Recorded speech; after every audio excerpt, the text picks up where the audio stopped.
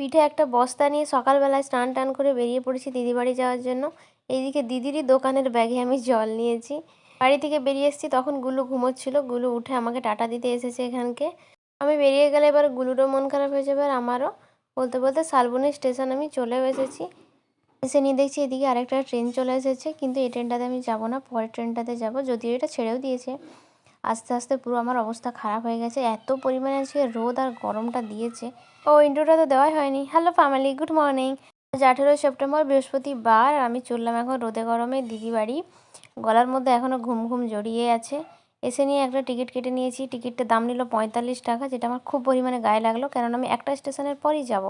আরও একটা বিরক্তিকর ব্যাপার, সেটা হচ্ছে টিটি আদেও হয়তো চেক করবে না, কিন্তু যাই হোক আমার কাজ তো আমাকে করতে হবে।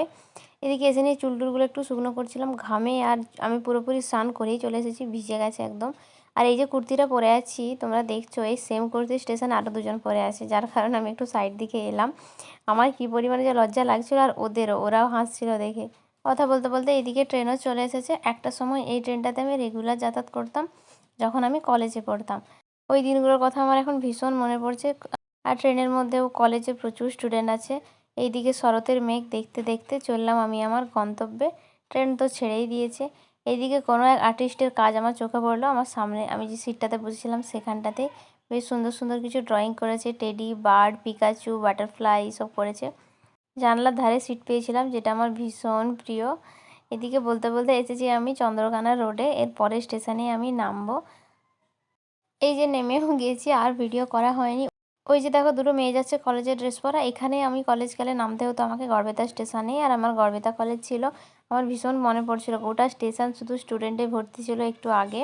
তখন আমার মুডটা একটু খারাপ হয়ে গেছিলো, তাই ভিডিও করা হয়নি। এদিকে ক্যামেরা অন করতে করতে কাশফুলগুলো সমস্তটা পেরিয়ে গেল। এখন যাচ্ছি দিদির বাড়ি। জামাইবাবু এসেছিলো আনতে আমাকে স্টেশন থেকে। দিদি আছে দোকানে, একদম ডিরেক্ট এখন দিদির দোকানে যাব, তারপর দুপুরবেলা দোকান থেকে বাড়ি যাব। বাড়ি আমাকে যেতে ইচ্ছা করে না, সব সময় মনে হয় দিদির দোকানেই থাকি। আমি অনেকবার তোমাদের সাথে দিদির দোকান ব্লগ সব শেয়ার করেছি। এদিকে রোদের কারণে আমি পুরো মাওবাদী সেজে গেছি।